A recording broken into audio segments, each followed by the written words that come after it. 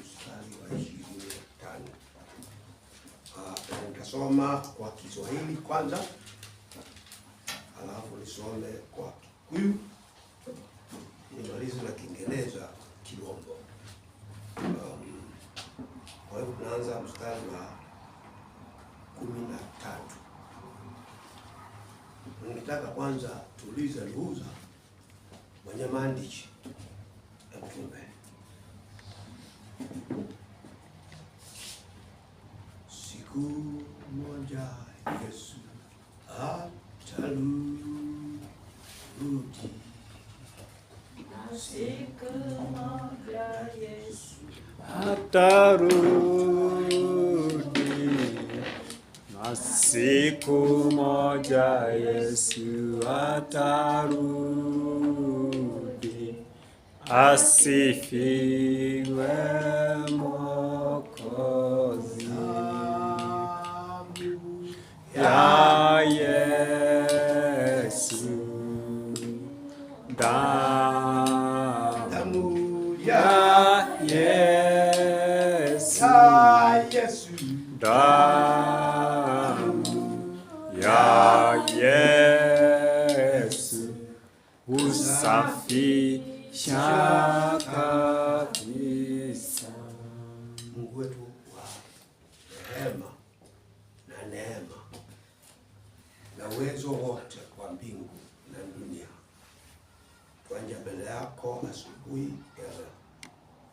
Kwanza tukisema ni shukrani kubwa Mungu wetu ambao twakuletea na sifa sababu ya kutuamsha asubuhi ya leo na kutupatia uzima, na Mungu wetu kupatia pia nafasi nyingine ya kuja katika nyumba ya Bwana.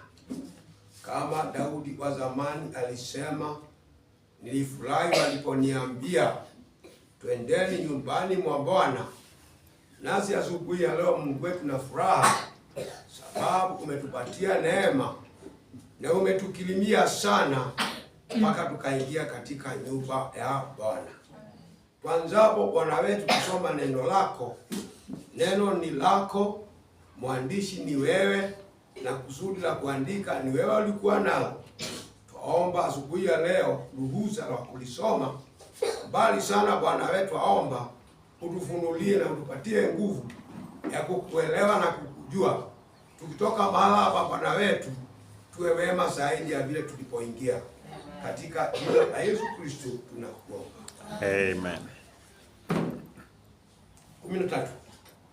Wala msiendelee kuvitoa viungo vyenu kwa silaha za dhuluma kwa dhambi, bali jitoeni wenyewe kwa Mungu kama walio hai baada ya kufa, na viungo vyenu kwa Mungu kuwa silaha za haki. Kwa maana dhambi haitatawala nyinyi, kwa sababu hamui chini ya sheria, bali chini ya neema. Ni nini basi? Tufanye dhambi kwa sababu hatui chini ya sheria, bali chini ya neema? Hasha! Hamjui ya kuwa kwake ambaye mnajitoa nafsi zenu kuwa watumwa wake katika kumtii, umekuwa watumwa wake yule mnaye mtii, kwamba ni utumishi wa dhambi uletao mauti, ama kwamba ni utumishi wa utii uletao haki. Lakini Mungu na achukuliwe, kwa maana mlikuwa watu wa dhambi, lakini mlitii kwa mioyo yenu ili na ya elimu ambao mliwekuwa chini yake. Na mlipokuja kuwekwa huru bali na dhambi, mkawa watumwa wa haki.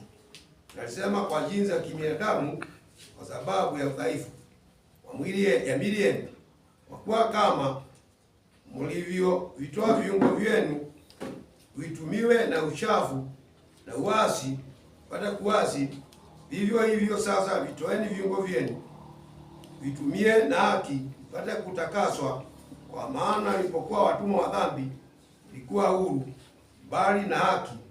Na faida gani basi mliopata siku zile kwa mambo haya? mnayo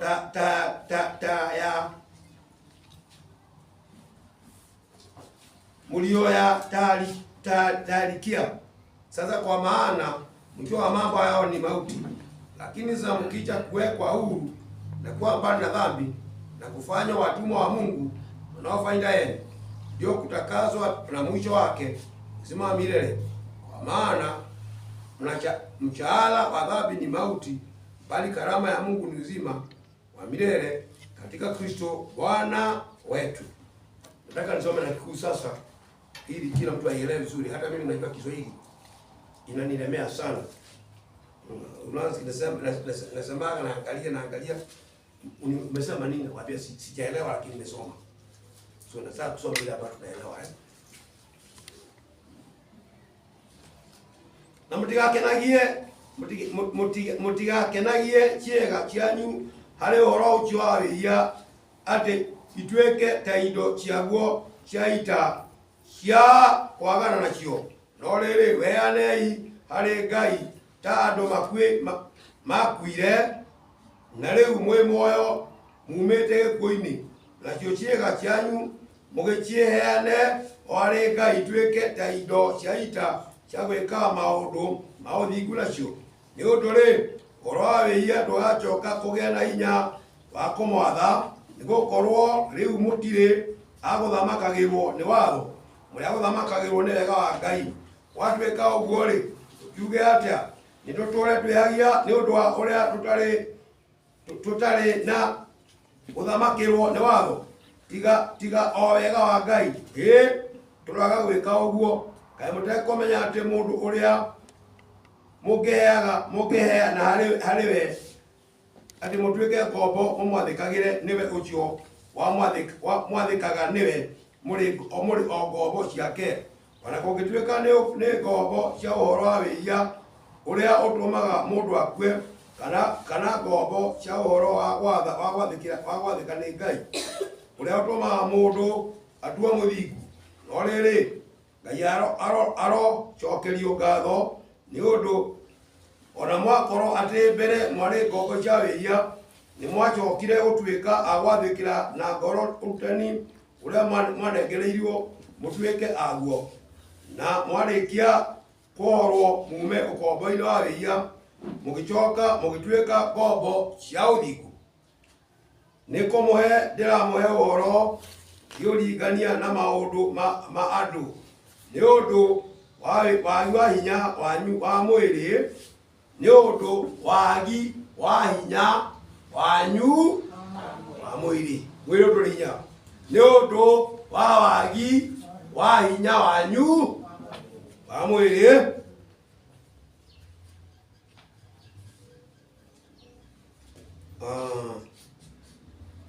Nĩ ũndũ ũrĩa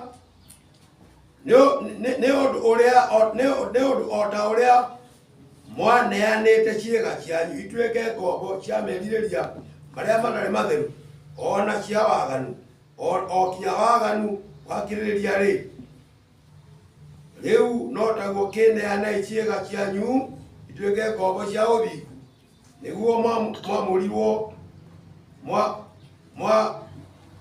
nĩguo mwamũrwo mũkaya gũgatuĩka atheru.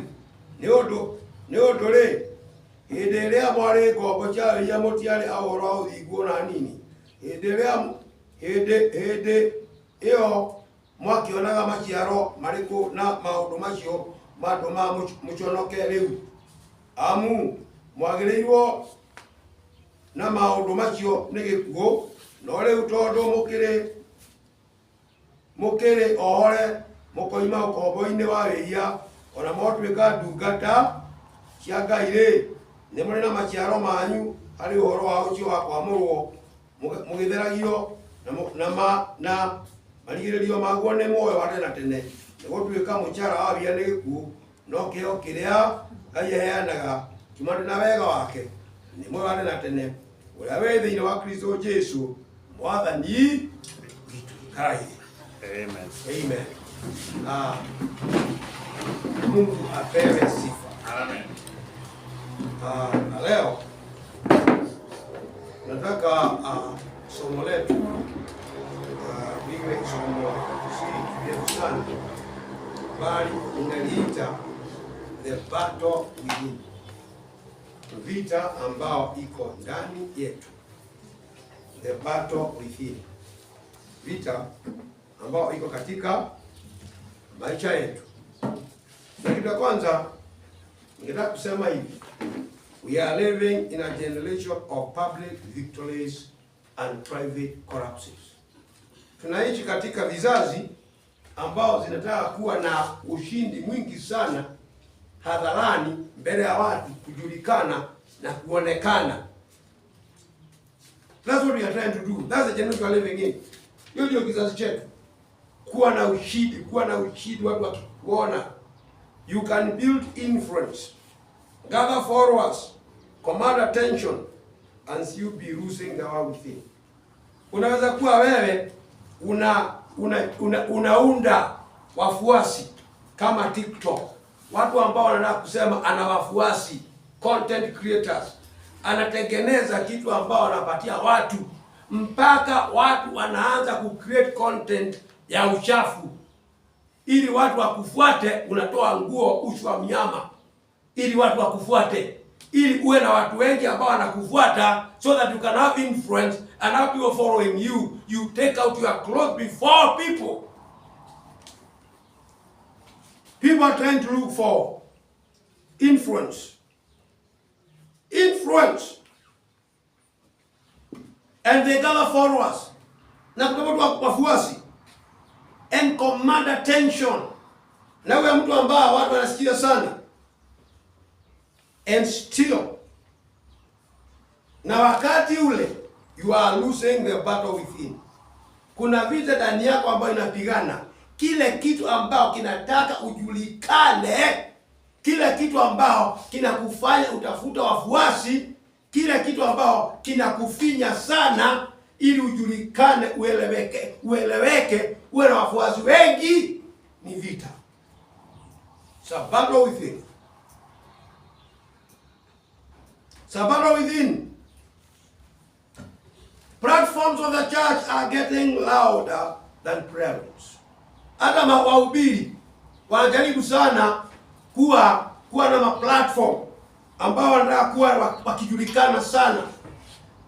Kila kanisa siku hizi inakuwa na online, na watu wengi, na pale chini wanaangalia how many people are following you, ni wangapi wanakufuata. Haijalishi kama unaongea tu maneno ya kufurahisha watu, haijalishi kama unaongea tu maneno ambao inaleta watu wacheke na unakuwa na watu wanakufuata, haijalishi kama hakuna hata mtu mmoja unapeleka biguni na yale mahubiri ambao unahubiri, sababu haitoki kwa Mungu. Kila watu wanaangalia how many followers, not how righteous are you. People wanatafuta what is influence on people, not on how many people has he changed to eternal life. That is where we are living in. Vita ambao ni ya kindani, vita ambao wanataka kujulikana, vita ambao wanatafuta wafuasi. Na ningetaka kusema hivi, God did not call a preacher atafuta wafuasi. God called a preacher to live a holy life, to uplift Jesus Christ. Neno la Mungu nasema, wakati nitainuliwa juu, nitavuta watu waje kwangu. Amen. Amen. Kazi ya mhubiri ni kuinua Yesu juu. Kazi ya mtu ni kufanya Yesu awe juu, ni kuonesha Yesu, ni kupeperusha Yesu, ni kupeperusha utakatifu, ni kupeperusha mwana wa Mungu. Naye mwana wa Mungu atajivutia watu. Amen. Let people have Jesus influence. Let people follow Jesus followers. Let people have Jesus every day, and he will pull people to himself. Amen. Yeye atavuta watu. Platforms around her than prayer rooms.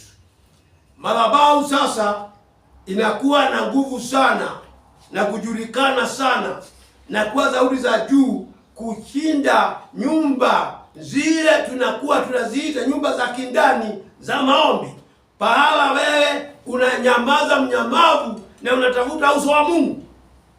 That's why we should have more influence. That's why we should have more people. That's why we should have more joy. Right? In prayer rooms, in tears, machozi, na kutafuta uwepo wa Mungu. That is where you are supposed to go. That's why every preacher is supposed to point people,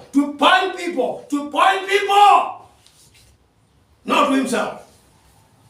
Now, reputation is now stronger than character. Kujulikana sana na kwa kila watu wanakufuata, wanasema yeye ndiye anafuatwa sana. It is stronger than character.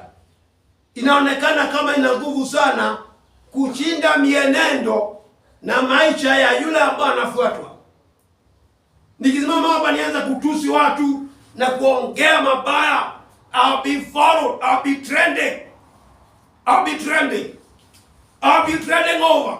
But if I stand here and point you to Christ and tell you He is a Savior, and tell you He is a Redeemer, and tell you He'll give you life eternal, it will not trend. Why?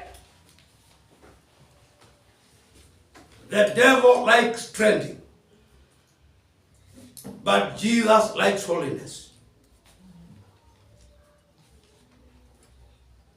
You know there are 400 prophets of Baal, and sometimes there are also another 100, 400 prophets of Ahab.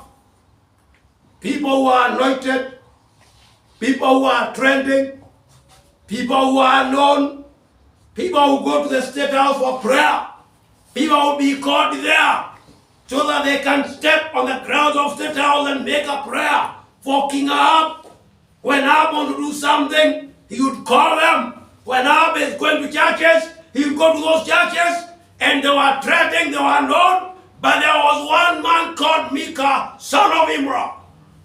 Nobody knew about him, but God knew about him. Amen. He was not trending on this earth, he was trending in heaven. Amen. You better not trend in this world, but be trending before angels and in heaven. Amen. And when that great prophet of the king heard what he had said differently, he gave him a slap. And the question was, which way, ni njia gani Roho Mtakatifu wa Mungu alitoka kwangu akaja kwako? Which way? Because he believed he was anointed. He believed the Spirit of God. He believed he was a prophet. And then listen to this. He was told by this precious little brother who was not trending, you shall know. When you leave going to these big places and go to your house and go to the inner chamber and close yourself in there and seek the face of the Lord when you are on, that's when you know how things of heaven go. So, today people are building reputation instead of building character. Watu tu wana kujulikana, lakini si mienendo. You can build influence, gather followers, command attention, and still be losing the war within.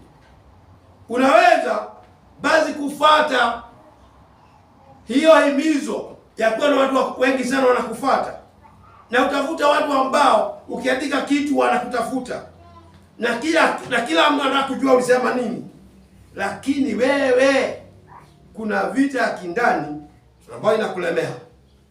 The world will are proud of our victories, but they cannot see your fractures, your internal fractures. Dunia itazama vile wewe ni mkubwa, vile wewe unashinda, vile wewe unaendelea, lakini haitaona kule umefunjika, machungu ya ndani na kule unalia. Here is a tragedy. Shinda ugwati wa leo.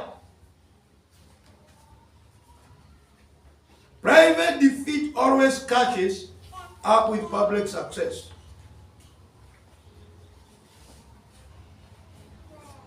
That private defeat, kushindwa huko kwa kindani, mara daima inajitokea na inajulikana hadharani. What is hidden does not stay hidden forever. Hata watu wakikufuata na kuna kile ambao unaficha ndani, hakitaishi kila daima kiwa kimefichwa. Kuna siku kinajitokeza. Kuna siku wewe unatokea. What is ignored internally will eventually manifest externally. Kile ambao tunaacha kutumikia kindani, kuna siku kinajitoa, kinajidhihirisha akionekane waziwazi kinaka ubaga. That is how strong men fall. Hivyo ndivyo watu wala hapa na nguvu wanaanguka. Leaders corrupts. Na wakubwa wale ambao viongozi wanakwisha and destinies are drained. Now, ningependa kusema hivi. If you win in public but lose in private. Kama wewe unakuwa mchidi sana mbele ya watu, unakuwa mchidi sana ukionekana, unakuwa mchidi sana watu wakikujua, unakuwa mchidi sana, lakini kindani kule ambao hakuna mtu anaona, inside you where nobody can see you are losing, you have not won at all. If you win in public and lose in private, you have not lost, you have not really won at all. Kama wewe unashinda kinara umbaga, lakini kibinafsi kidani unashindwa, hakuna ushindi hata kidogo umepata. Today, maombi yangu leo, I am not talking about your enemies. Siongei juu ya adui zako. I am talking about you. Mimi naongea juu yako. Not the version people celebrate. Si kile kiwango ambao watu wanaona na watu wanasema haya, huyu ni mzuri, wanashangilia. It is not that fashion. I am not talking about the fashion people see. I am talking about the fashion. You know, we have two versions. There is a fashion of you that life created. Kuna kila ambao maisha imeunda. And there is another fashion that God ordained. Na kuna kingine Mungu tayari alikuzunia kabla hujazaliwa. God has a fashion of you, and this life has a fashion of what it has made out of you. Now, your greatest struggle is not with the enemies. Mapigano yako kubwa sana si kwa maadui, but with identity. Bali ni kujielewa. Unatumikia nani, version gani? Unatumikia maumbile gani? Yale ambao dunia imekufanya, yale ambao maisha imekupea, ama yale ambao Mungu alikusudia? Kuna yale Mungu alikusudia.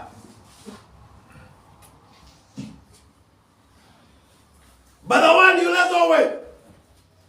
I'm not talking about the fashion people celebrate, but the one you wrestle with. Mimi siongei ula kila ambao kimeumbika ndani yako na watu wanashangilia sana, lakini mimi naongea juu ya kile ambao wewe unamenyana, unapigana nacho.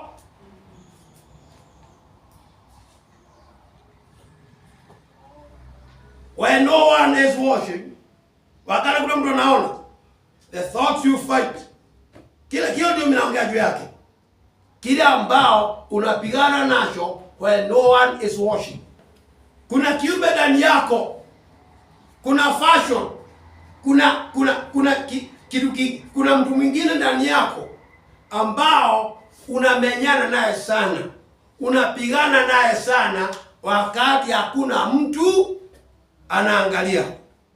Wakati wewe ni mafikara uko nayo, the thoughts you fight, hiyo mafikara ambayo unapigana nayo, the desires you hide, na yale mambo ambayo unatamani bali unayaficha, the struggles you silence, na kumenyana na kupigana bali unanyamazisha. You have struggles. They don't want anybody to know the struggles that you have. You have desires that you would want people to know the desires. You have thoughts that you would want people to know those thoughts. I'm talking about those.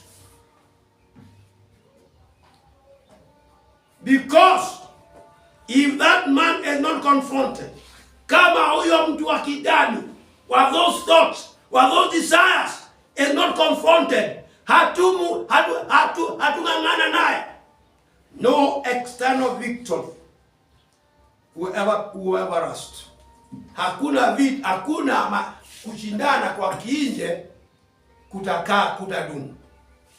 If I cannot confront that man inside me, whatever I win outside will not win. Your greatest struggle is not with your enemies, but with your identity. Many are fighting battles outside while losing the war within. Wengi wanapigana na vita nyingi za nje, lakini wanapoteza vita vyao vya kibinafsi vya kindani. The purpose of calling, but comfort is resisting. God has a purpose of your calling, but you have a comfort which is resisting. Until you win within, now then you win outside, you rust. Mpaka ushinde kidani, hakuna kitu ambao umewahi shinda cha nje kitadumu. Now,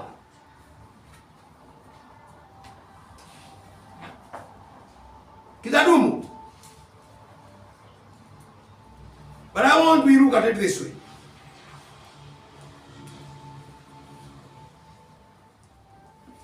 Look at it this way.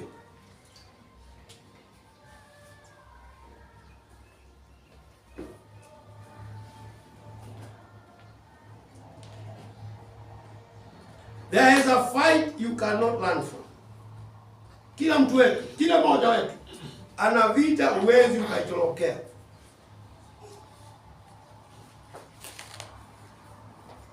It follows you in every room.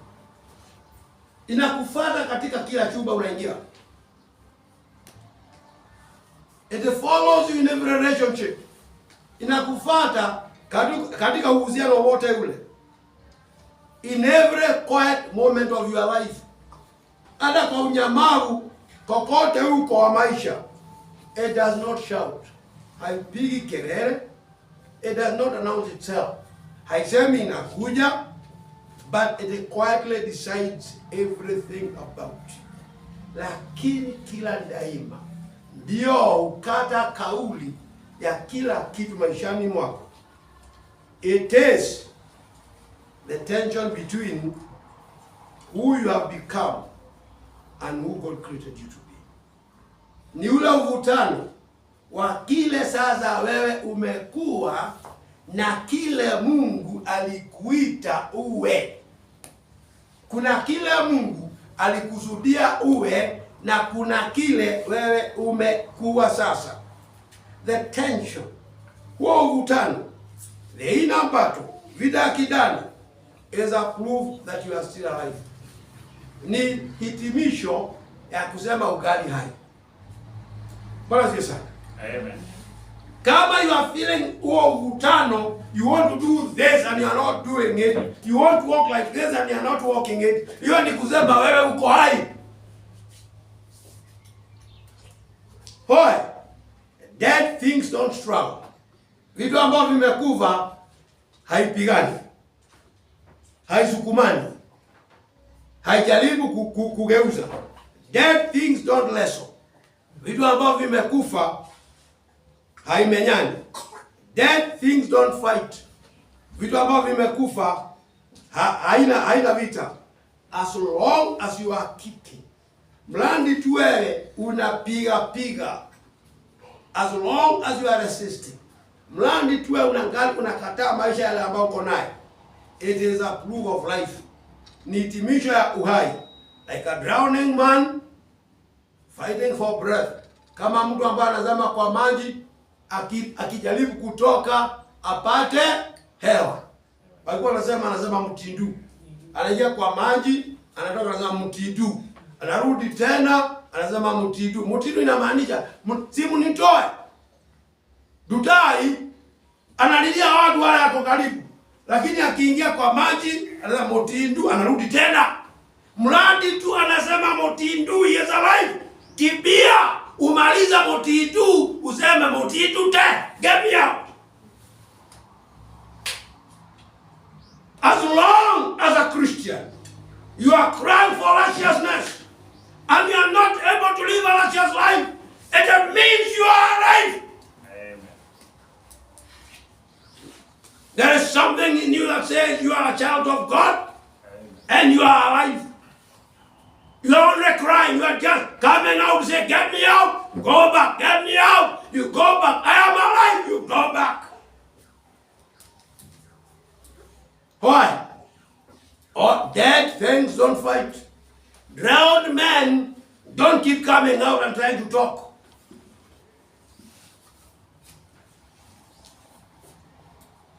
The moment he stops kicking, wakati wa mtu ambaye anazama, anaacha kupiga makelele na anaacha kupiga maji, he is gone. Ameenda. Wakati wewe utaacha kutamani mambo ya Mungu, wakati wewe utaacha kutamani kwenda kanisani, wakati wewe utaacha kutamani utakatifu, wakati wewe utaacha kupigana, hiyo ndio wakati ambao unasema umekufa. And until you face that trap, you will keep living and divided within, you are living divided within yourself. Na mlandi mpaka umenyana na hiyo vile iko ndani, utaishi maisha ambao imegawanyika ndani yako. You can win battles outside. Unaweza kushinda vita mingi nje and still be losing inside. Lakini wewe unashindwa ndani. You can appear strong before men and women. Unaweza kuonekana ukiwa wewe ni mtu kali sana mbele ya wanadamu. You may look strong in the church. Unaweza kuonekana kanisani wewe uko sana. You can look strong before the pastor. Unaweza kuonekana wewe ni mtu sana mbele ya pastor. Even the pastor can look strong before the church. Hata pastor anaweza kuonekana amesimama vizuri mbele ya kanisa.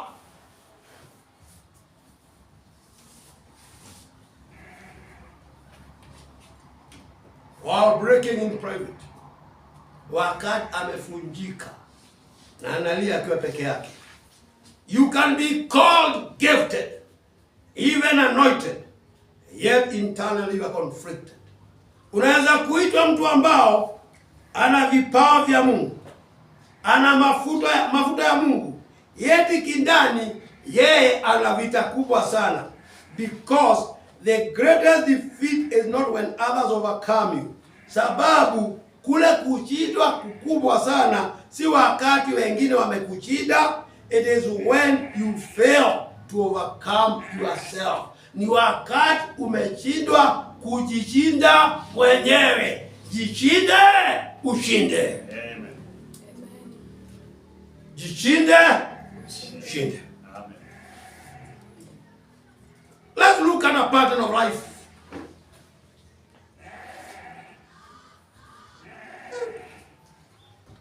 And I want to read our anchor scripture now. Galatians 5:17.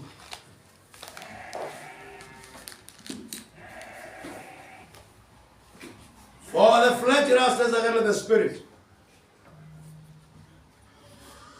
Angalia msomo na Kikuyu ili ingie vizuri mpaka katika katika mifupa. Alafu nisome na Kiswahili, wala hapa wasikii Kiswahili Kikuyu iingie kwa mifupa. Laiti kama ningejua kusoma Kikalenjin, hata hiyo niweke kusoma, watu wasikia bye kwa roho. Lakini wandugu wa Kalenjin msijali, utasikia bye tu kwa roho. Now, Galatians 5:17.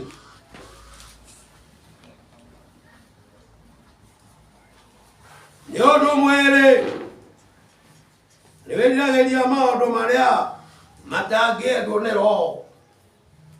Nyodo mwere, sababu mwili unatamani yale ambao roho wako ndani yako hayapendi. Mwere niwendirageria maria matagiendwo ni roho. You can see the struggle. Mwere niwendirageria. That's why there is a struggle. That's why it's a battle within. Mwere ndio maundu make roho. Mwere unaona kiroho muno. Ukibaraka maundu make roho. Mwili unaona kama unaichezea sana ukiwapatia maneno ya kiroho. Mwili unaona wewe ni adui. Wakati unaopeleka kanisani, naenda kukaa nyumbani sababu kunanyesha kidogo, ili wakati kunanyesha unatekeleza kofi kidogo hapa na pale, unaangalia TV, unaangalia hivi na kile. Mwili unataka hayo mambo. Dipoza mwili unapigana na mambo ya kiroho. For the flesh lusts against the spirit.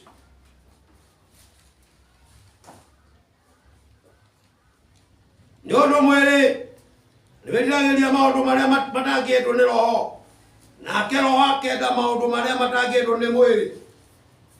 And the spirit against the flesh. You can see, the spirit is against the flesh. The spirit is fighting the flesh. Roho anapiga mwili, na mimi nataka yale ambayo roho hataki. And these are contrary to one another. Hebu sikize.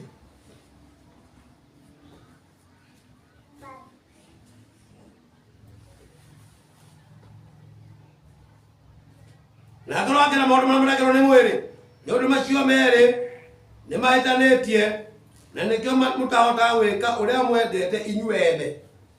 And that's why you cannot be able to do what you want yourselves. Hamwezi kufanya yale ambayo mnataka kufanya. Sababu vile iko ndani. Roho anataka hii, mwili anataka hii. Mwili anataka hii, roho anataka hii. And that is the problem with every human being in this world.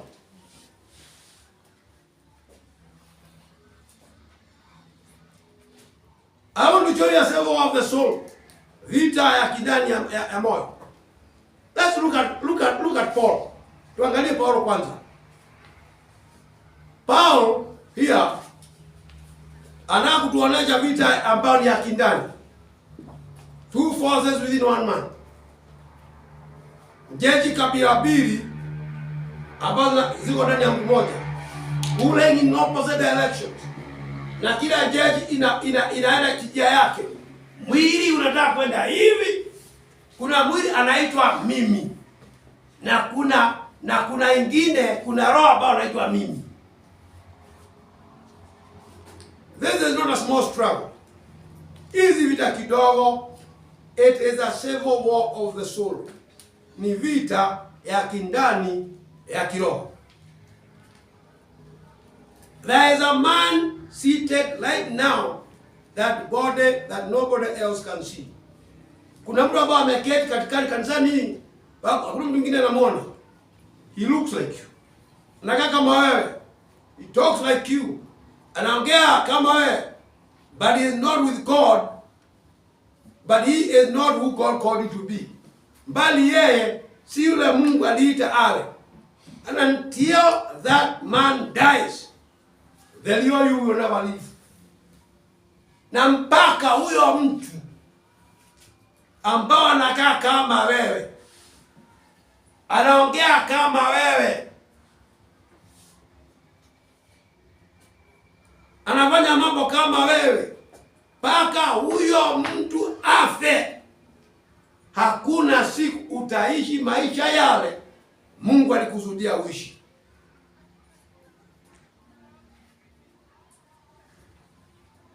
Hakuna siku. This man must die, but the inner man must live. Huyu mtu lazima afe ili mtu akidani aishi, ama huyu mtu aishi mtu akidani afe. Now, even Jesus Christ faced it in Gethsemane. Hata Yesu alikutana na hiyo Gethsemane. Not sin, si dhambi, but submission. Lakini kujisalimisha. Not weakness, si kuwa wewe ni mdhaifu, but surrender. Kujisalimisha. Siongei juu ya dhambi. Unaweza kuwa na una dhambi, lakini huwezi kujisalimisha kwa Mungu. Pengine wewe huna udhaifu, lakini huwezi kujisalimisha kikamilifu kwa Mungu. Dhambi kubwa ya shetani ni kushindwa kujisalimisha kwa Mungu na kuwa na kiburi. Wakati huwezi kujisalimisha kwa Mungu, kile kinakuingia ni kiburi, na ukiingiwa na kiburi hakuna siku utafurahisha Mungu. Yesu alisema, si mapenzi yangu bali yako, not my will but thy be done. Nikasema hivi, this is the greatest prayer ever uttered by the lips in the world. Hii ndio ombi kubwa sana ambao inaweza kutamkwa na mtu hapa duniani. Tazama tena. Ombi la kusema uponywe ni kubwa na ni nzuri. Ombi la kusema upate mali ni mzuri.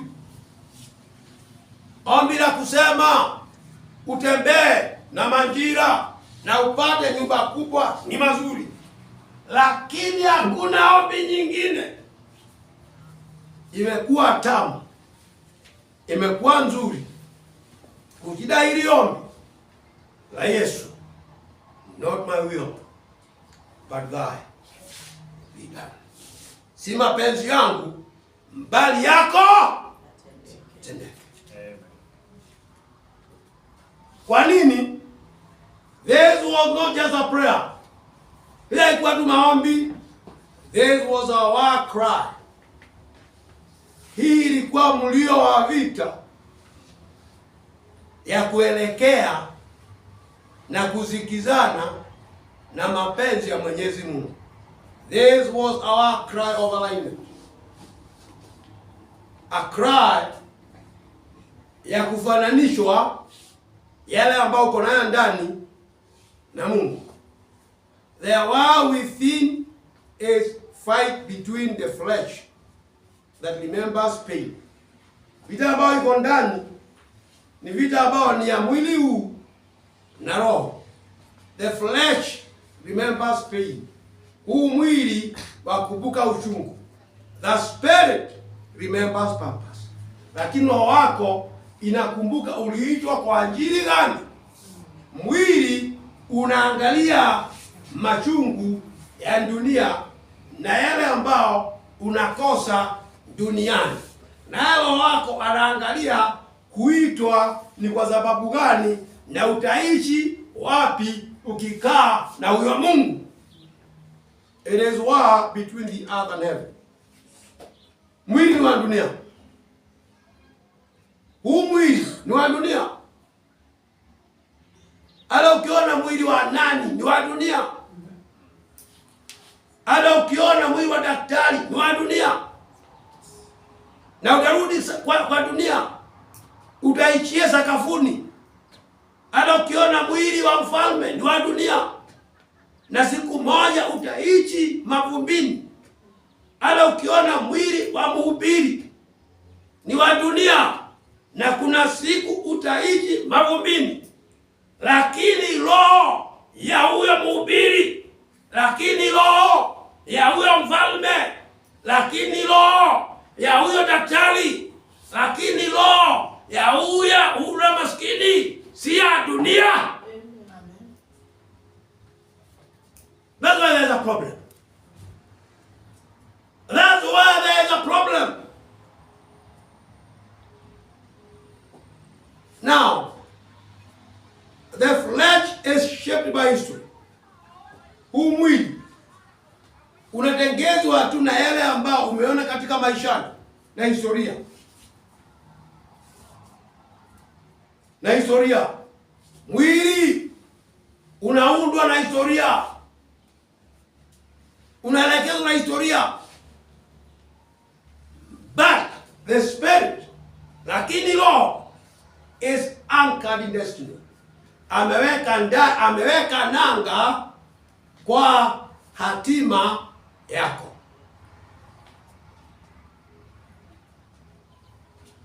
Hatima yako.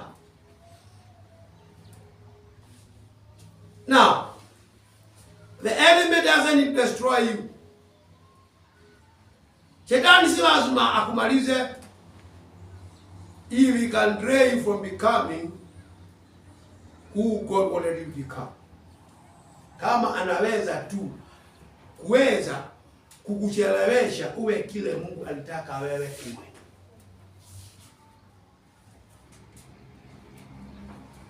That's the biggest direct of Satan.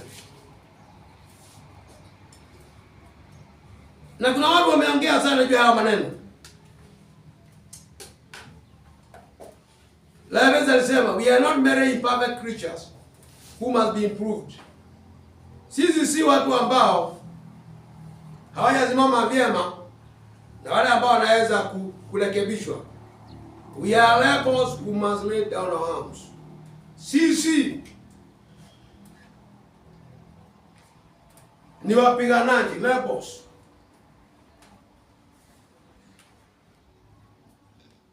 Lepers who must lay down our arms. We are rebellious people. Si ni waasi ambao lazima tuweke silaha zetu chini. Wewe ndani yako kuna uasi. Kuna mtu, wewe una mtu ambao ni mwasi ndani yako ambao lazima aweke silaha chini. Silaha chini. Let not my will, but thy be done. Amen. Oh, when I come to the end of my journey,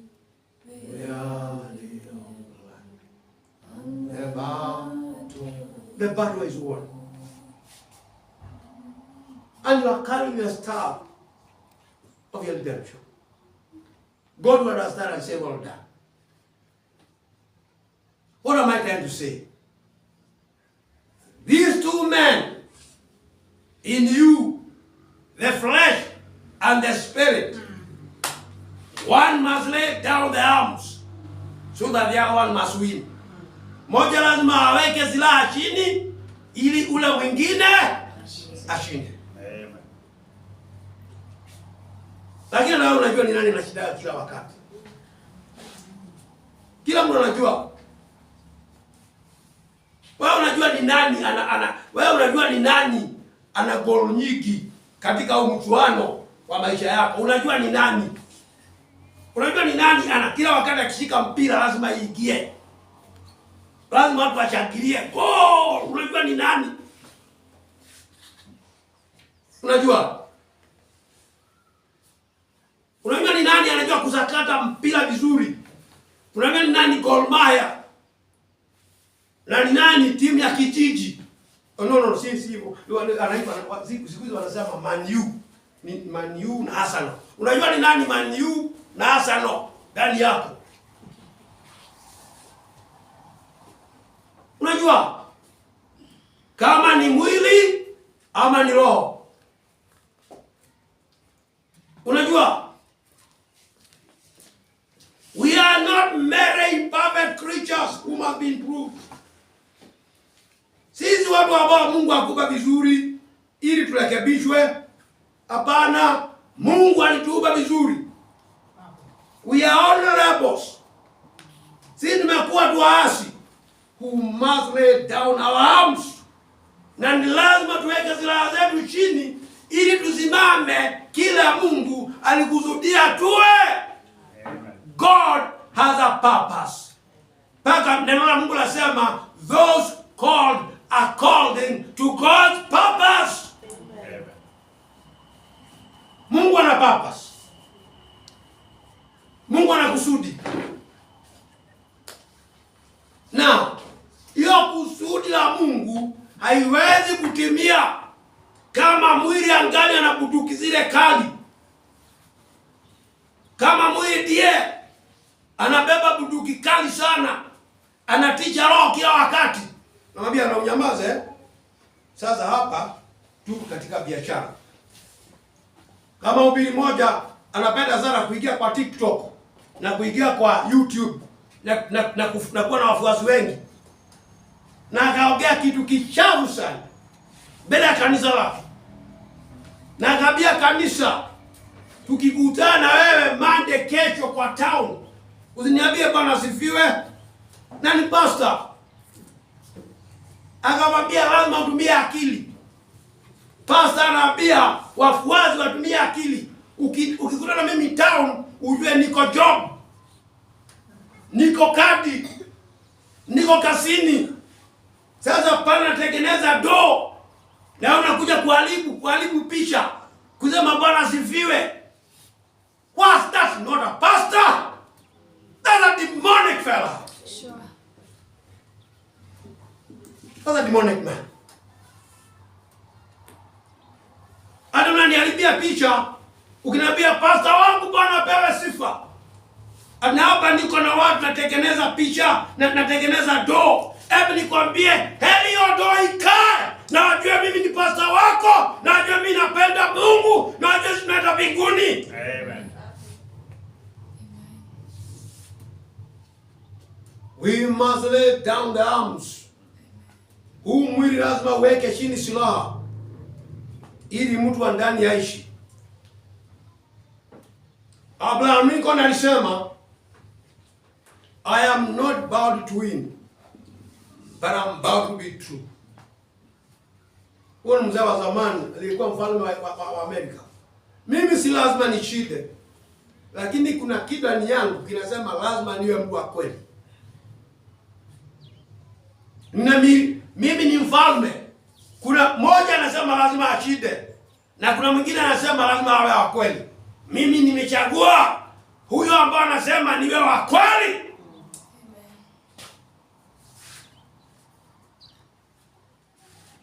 Na mwingine akasema the greatest hazard of all, ile kitu hapo ni hasara kubwa sana. Losing oneself ni wewe kujipoteza wewe. Kanokaa very quietly in the world. Kujipoteza kunaweza kuingia pole pole kwa unyamavu duniani na umekwisha.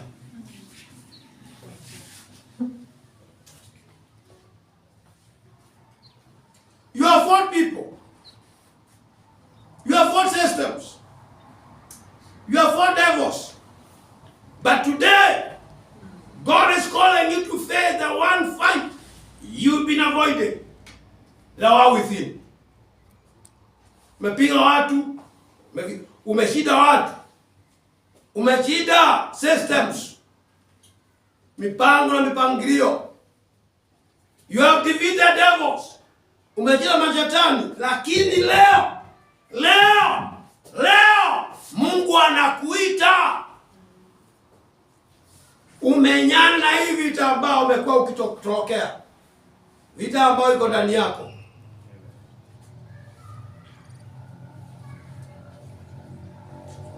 Now,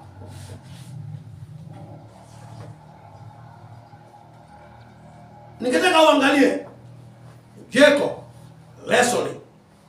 Yakobo akipigana alikuwa anajaribu kutafuta identity transformation. Jacob was called by God to be a prince.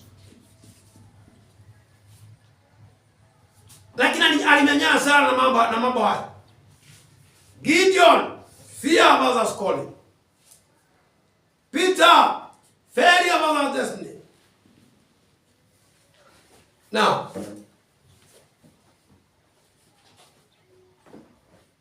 brethren, there is a version of you that life produced.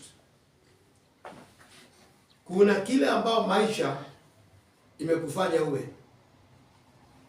And there is another God predestinated. Na kuna kingine Mungu alikusudia. The greatest battle is not around you. Ile vita kubwa sana haikuzunguki. It is within you. Iko ndani yako. Until identity is settled.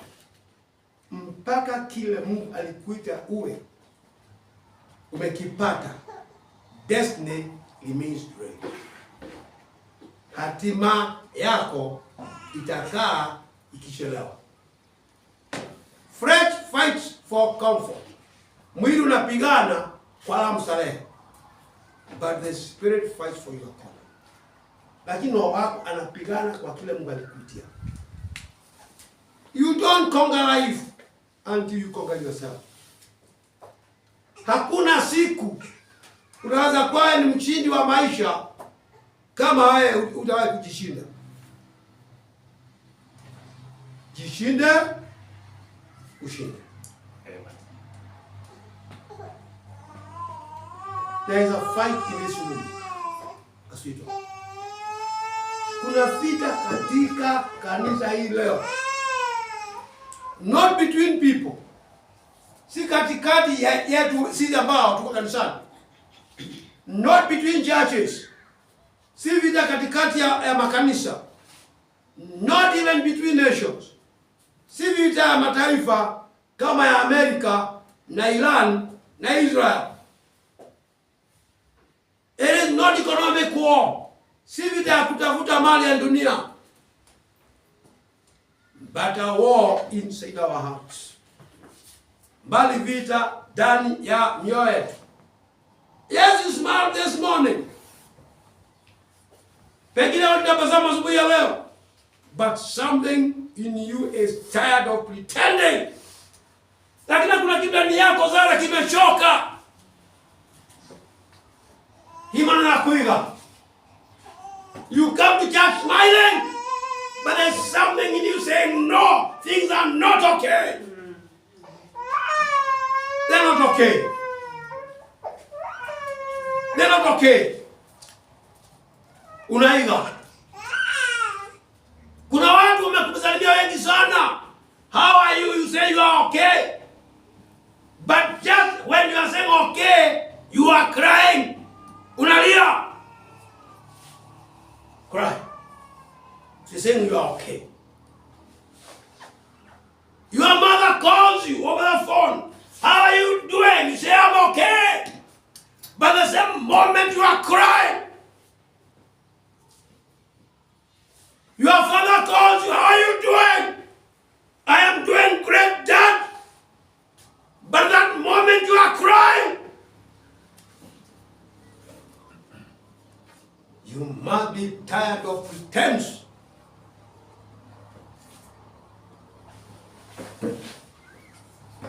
Pray. voice argues. Unajaribu kuomba, lakini mule ndani ya maombi yako kuna sauti nyingine inapigana na hiyo maombi yako. Na uko peke yako. Sasa unapiga magoti hapa. Umevuka nyumba. Sasa umepiga magoti hapa. Unakumbuka wewe kwenu ni wapi? Unakumbuka wewe vile uliapia baba yako wewe? Unakumbuka? Unakumbuka wewe hata Mungu hawezi kusikia hii maombi? Unasema oh God hear me. Unakumbuka hata hiyo unasema God hear me, Mungu anasikia?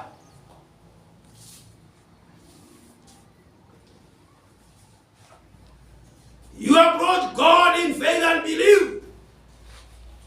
But on the other side is doubts. Unajaribu kukaribia Mungu kwa imani. Bali the more unajaribu kusema una imani by faith, hiyo iko kwa mindomo. Moyo unakwambia hakuna imani hapa. Paka unasema hebu niombewe. Lakini unajua kule ndani unasema ni hiyo ni mchezo tu. Mchezo wa paka na pani. Ni utani. That tension is not weakness. The good news this morning, that tension is not weakness.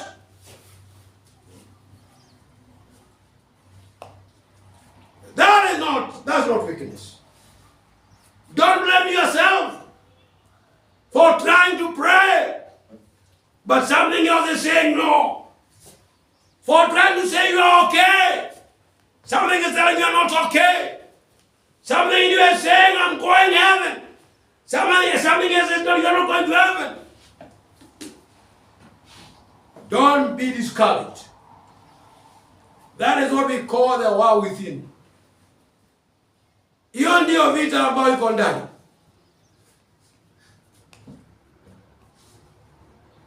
Na sababu sasa kukaa sana, hebu nimuonyeshe watu ambao walikuwa na hiyo vita. Tuchukue Jacob. Jacob was a deceiver, a manipulator, and a survivor. Hey, it sounds good. Na watu wanataka hiyo sana.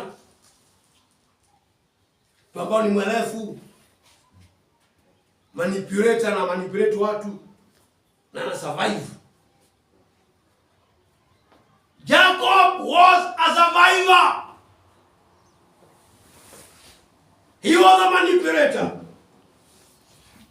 He was a deceiver. But that was not his calling.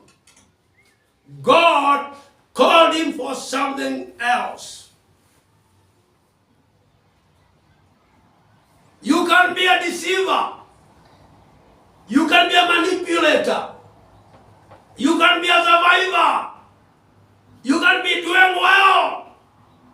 But whatever you are doing is not well, is bad. That is not your destiny. God called you for another purpose.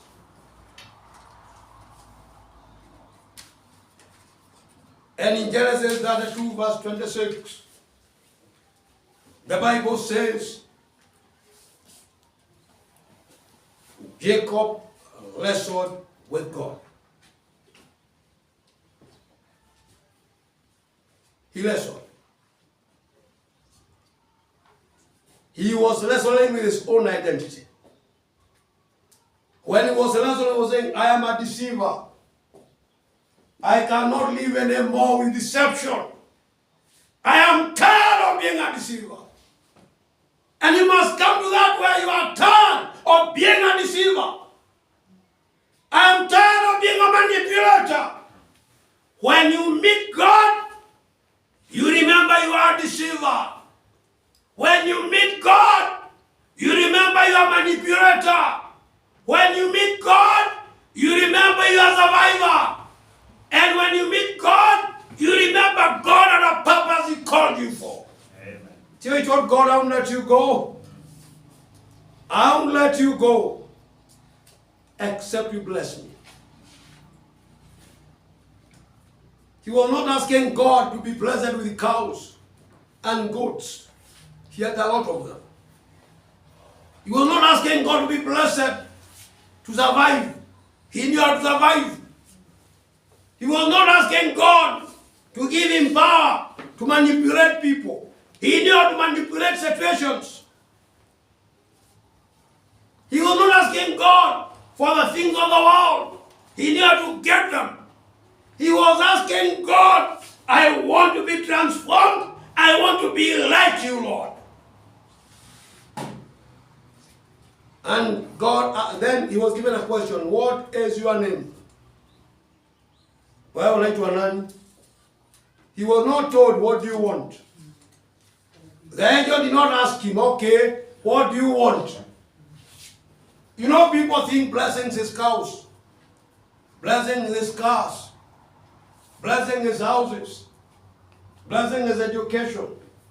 No. Heaven's blessings are different. He was asked, what is your name? Then he said, but let me ask you, why was God asking what is your name? Does it mean that God didn't know he was called Jacob?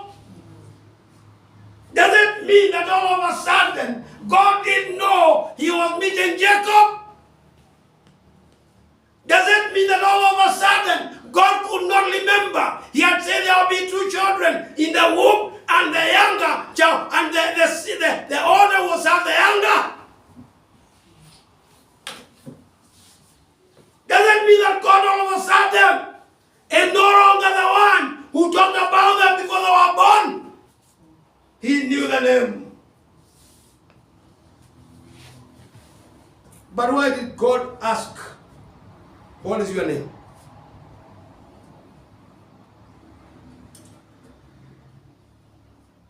Jacob had a job to do, to confront who he had become against what God had purposed him to be. That's God. What is your name? Say, my name is Jacob. Jacob means a supplanter. Inamaanisha mdanganyifu. Kama kuulizwa, wewe unaitwa nani? Mimi naitwa mdanganyifu. Nimekuona napo, wewe jina lako ni nini? Mimi naitwa mwizi. Wewe jina lako ni nini? Mimi naitwa mlevi. Wewe jina lako ni nini? Mimi naitwa conman. Jacob meant a supplanter. Wewe jina lako ni nini? Mimi naitwa malaya kali sana. Wewe unaitwa nani? Mimi naitwa mtu ambao akiingia katika contract ya serikali anaiba 50%, anapeleka serikali 50%. Wewe unaitwa nani? Mimi naitwa mtu ambao watu wakiiba lazima agawie zake. Jacob meant supplanter. Then God had to give him a new name. Ya kale ipite, anze mpya. God called him Israel, meaning a prince with God.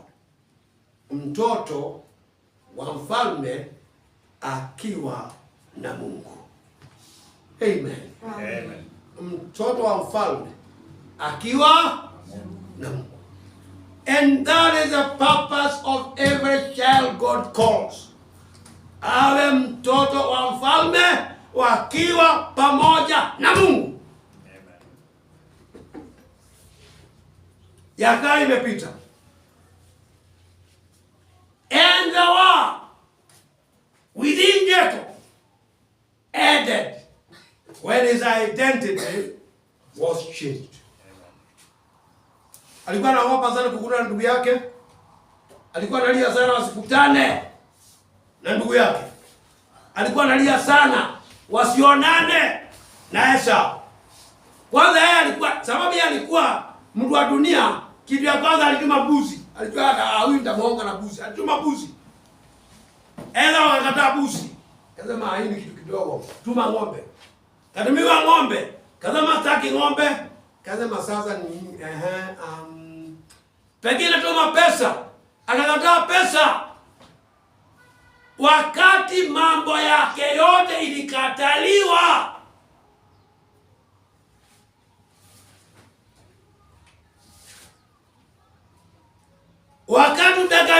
wake ulishindwa, wakati manipulation yake ilishindwa, wakati survival tactics zake zigonga mwamba, akaambia kila mtu aende, akaachwa peke yake kulia. Sasa akarudia Mungu, ng'ombe zangu zimeshindwa, mbuzi zangu zimeshindwa. And that's what happens with every man in this world.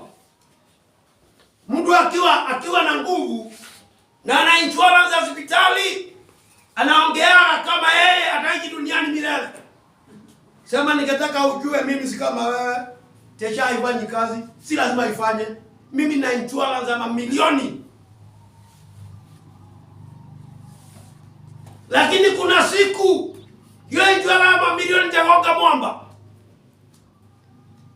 Unachukuliwa na ndege, unaenda India. Wanasema hawezi kukusaidia. Unachukua na ndege nyingine, unaenda South Africa. Wanasema ugonjwa kama huu tunauogopa. Unachukua na ndege nyingine, unapeleka Amerika, wanasema siingie hapa.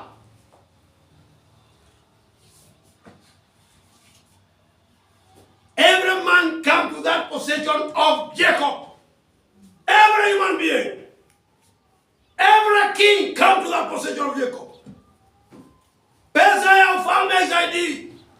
Nguvu ya ufalme haisaidii. Hospitali za dunia zake hazisaidii. Ukubwa wake haisaidii. Military na jeshi yake haisaidii.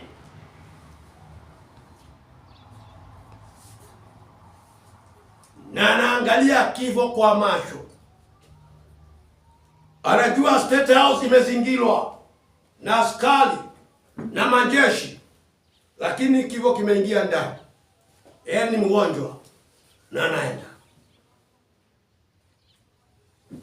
Ni tajiri, amezingirwa na watu wanaangalia kwake, CCTV cameras na kila kitu na maaskari mabunduki, lakini sasa ako wakitanda na ni mgonjwa. Na amekomanda amesimama pale, mkumbwa wengine anasimama pale, Minister wa Health anasimama pale, familia yake inasimama pale, na wanajua hakuna kitu wanaweza kufanya.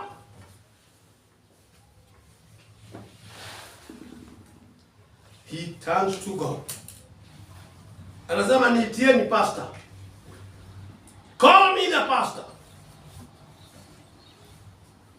Niitieni pastor. Tieni pastor. The same man, he does not want the military now. He does not want the bank accounts now. He does not want his riches now. Call me the pastor. Nimefika mwisho. Pesa yangu imefika mwisho. Nguvu yangu imefika mwisho. Kuchezea watu kamani imefika mwisho. Nataka Mungu. Everybody come to that. Nataka Mungu. Nataka Mungu. Ninaomba hivi, tuzingoje mpaka tufike hapo. Tuzingoje mpaka tufike hapo. Tuzingoje mpaka nifike hapo. Nianze kutafuta Mungu.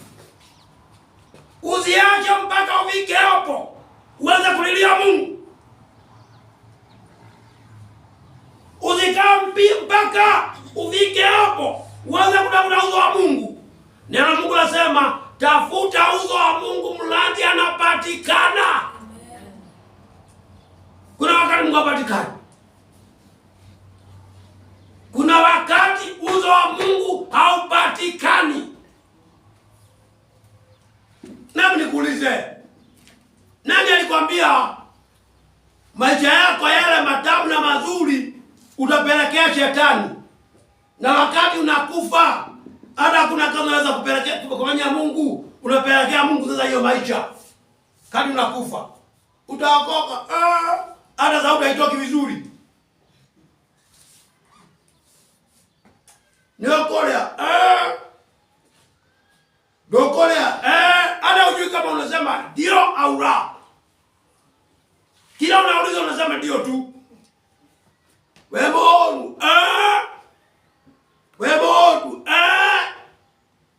chochote ni yes.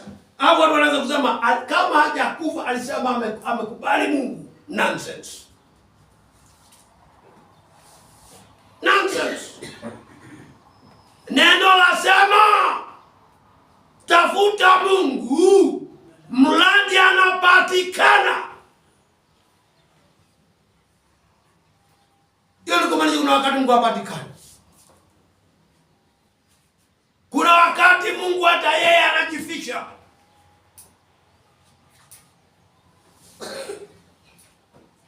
Mungu anajificha. Mungu anafunga mlango. Mungu anakuacha. Every man come to that situation. Kama huyo Jacob. Na makosa ya Jacob yote ikapatikana. Mungu akamuuliza, je, unaitwa nani? Mimi ni mwongo. Mimi ndio kuchezea watu kamani. Mimi ni survivor. Mungu, mimi na survive kila kitu. Mimi na survive. Mkabia sasa, hutaitwa hiyo tena. Huta survive tena. Lakini angeiba, maisha yangu naitolea Bwana.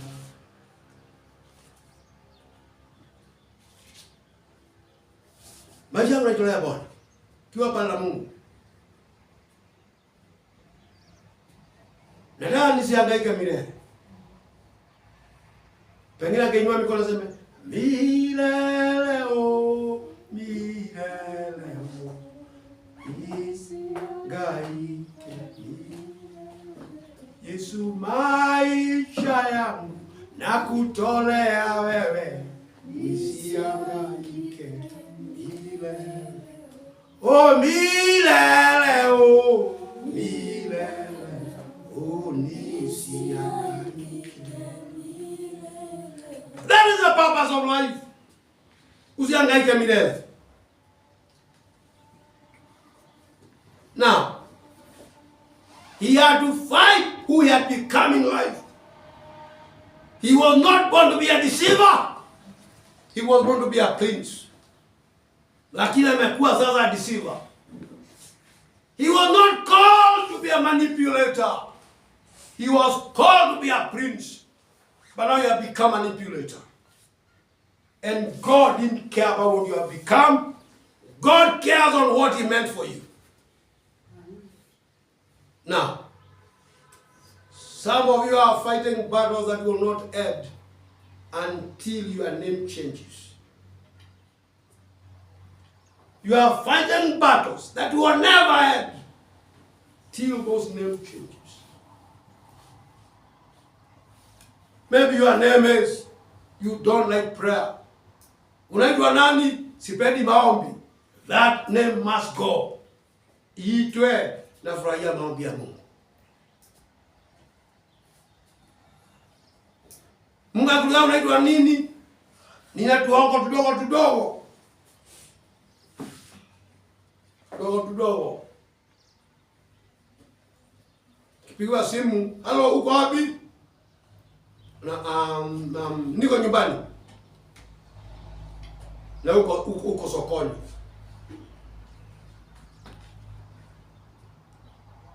Hakuna siku utakuwa na furaha mpaka hiyo jina la uongo mdogo ikwishe. Pengine jina lako ni kutamani wanawake, unaangalia hivi na macho, unatoa ulimi unawafuata. Hakuna siku vita itakwisha mpaka Mungu akugeuze. Uaje kufuata wanawake na kuwatamani. Uwe mtu ambaye anatamani mambo ya Mungu.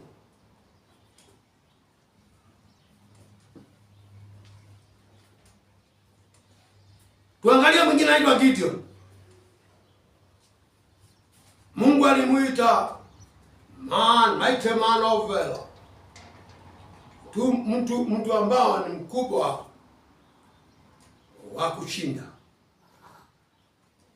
Mungu anamuita man, mighty man of valor. That's what God calls him. But Gideon says, I'm the least. My family is weak. Now, between Gideon and God, we're saying correctly. God is calling him Gideon, mighty man of valor.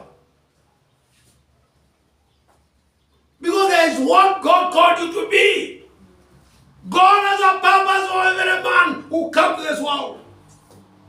Hakuna mtu duniani ambao hana kusudi la Mungu. Mighty man of valor. That's God. Maybe kama Mungu akikuja kwako akakuja jina useme hapana, hata mimi Mungu ananiita hivyo. Lakini jina Mungu hata mimi ananiita hivyo. Kama no, Mungu mimi si hivyo. Pengine Mungu umekosea. Pengine ulimaanisha kuna mtu mwingine, si mimi. Pengine kuna Gideon wawili. Sababu Mungu mimi si hivyo. Mighty man of valor. Lakini kile anasema hapana, I am the least. Mimi ni yule mdogo sana. My family is weak. Na familia yetu ni maskini. God was speaking to his disciples. Mungu alikuwa anaongea juu ya kile yeye alikusudia, kile yeye alikumba, kile yeye alichora.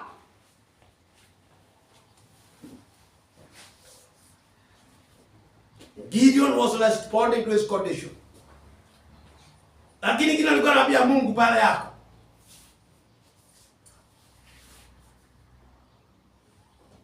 God always speaks to you who you are becoming. Kila daima Mungu anakuambia wewe utakuwa nini. While you keep answering from who you've been. Na kila wakati unaambia Mungu wewe umekuwa nini. The war within is this. Heaven calls you mighty. Your past calls you nothing. Which voice will you believe? Church. Heaven is calling you church. Heaven is calling you mighty. Heaven is calling you children of God. Heaven is telling you, no can be opened. And you are saying, nimeomba miaka 5 na sijasikika. Heaven is telling you, pray without ceasing, omba bila kusita, and God will reward you. But your pastor is telling you, hiyo tumesikia mara mingi. Mungu hajibagi maombi. Heaven is telling you, where there are 2 or 3, our media Methodist. The pastor is telling you, nimekuwa kanisani siku nyingi sana na hakuna siku nimeona huyo Mungu. Which past will you believe? Now let's consider Peter, the apostle. The man who walked on the water. Kwanza alitembea juu ya maji. Na kutembea juu ya maji tena akazama.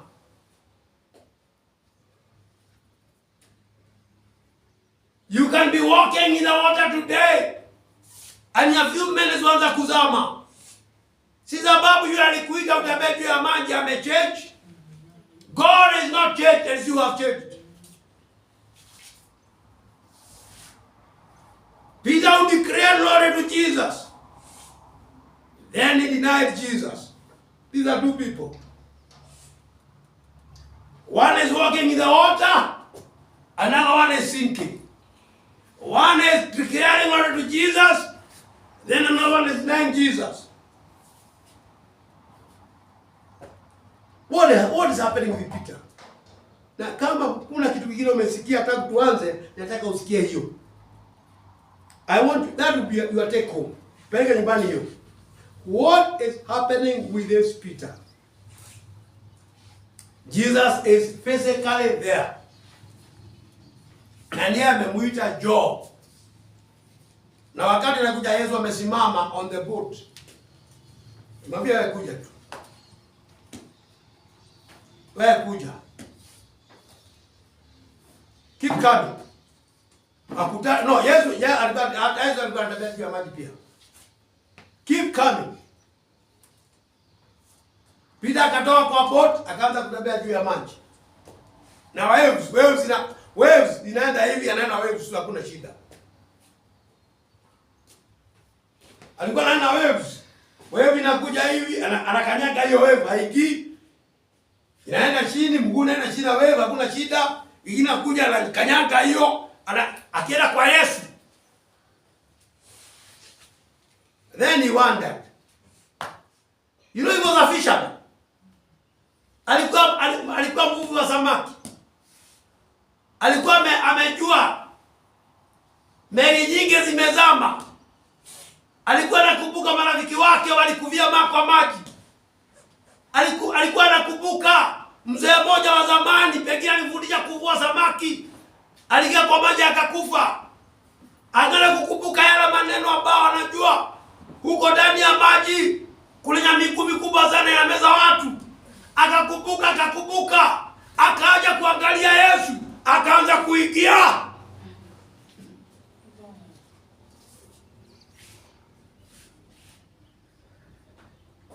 What happened? The arraignment. Alikuwa ameelekea Yesu. That was the arraignment. Wakati arraignment ilikosa, akaanza kuarai na mafikara yake. Akaanza kuarai na mambo yale anaelewa. Yale anajua. Alignment is what keeps you close to God. Nisikilizeni hiyo. Alignment is what keeps you to God. Alignment.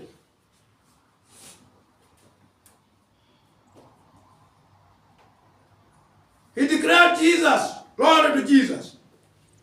Then denied Jesus. Alignment again. Peter didn't lose his calling. Peter, kuitwa kwake, mwito wake wa Yesu hakupoteza. Because the Bible says, gifts and calling are without repentance. Kama Mungu alikuita na kuita mara mbili, Mungu anaita mtu mara moja. Ana Mungu anaokoa mtu mara moja. Ndivyo anasema alianguka na amerudi. Si ameitwa tena. God calls on one time and saving his saves one time. Gifts and callings are without repentance. He didn't lose his calling. He lost his alignment. When you see things are not working well, it is not that you have lost your calling. You have lost your alignment with God.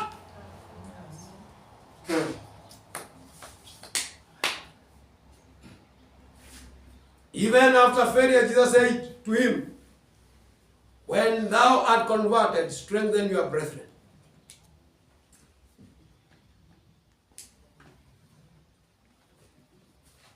He said when you are converted, not if you are converted. What am I saying? Your failure is not your identity. Amen. It is evidence of war you have not yet won. Your failure, the failures you have in life, that is not your identity. That is not your calling. That is only evidence of the battles within you have not won.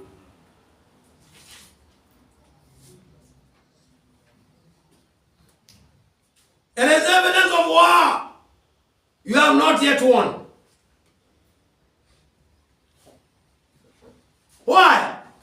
because they feed the flesh more than the spirit. Why are you failing all the time? You are feeding your flesh more than your spirit. Why are you failing all the time? You fell with a woman, you repent. You come crying to church. You stay 3 months holy. You fall again. You come crying again. You are forgiven. You take 3 years. You fall again. You repent. What is happening? You feed the flesh more than your spirit.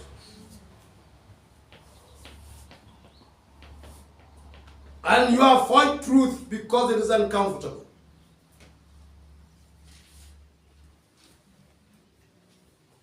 And you protect the version of yourself that God is trying to kill. Instead of letting God kill that version that is destroying His word in you, you are protecting it.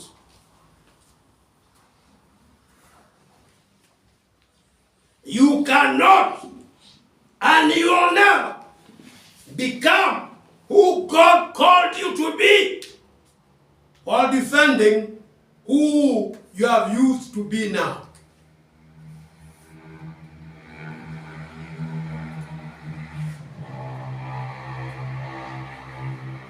There's not a call to come forward. I'm not calling you to come forward and repent. It's a call to let go. I'm telling you to let go. Even Jesus Christ settled it. Not my will, but Lord, thy be done. Amen. Now,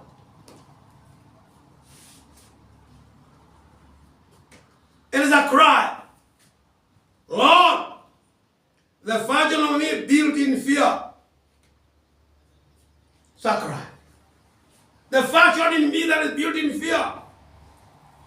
The version in me that is shaped by pain. The version of me that resists your will. Lord, I lay it down. That's what I'm calling you to. Lord, I lay it down. Jehovah, let that woman you designed me to be, that man you ordained me to be, that child that you called for a purpose, let him or her rise in me now. Amen. Lord Jesus, today I want to hear this war. Amen. This war within, Lord. Amen. This afternoon, Lord, this war, I want to hear this war. Amen. It has costed me so much. It has drained me so much. Amen. It is so expensive to my life. I want to hear this war, Lord. Amen. I am surrendering to you.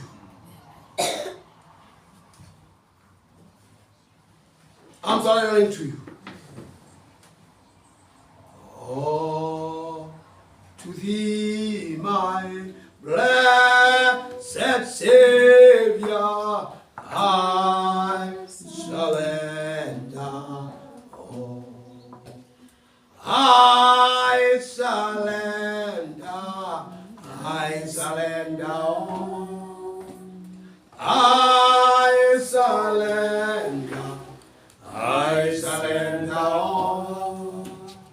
Oh, to thee, my blessed Savior,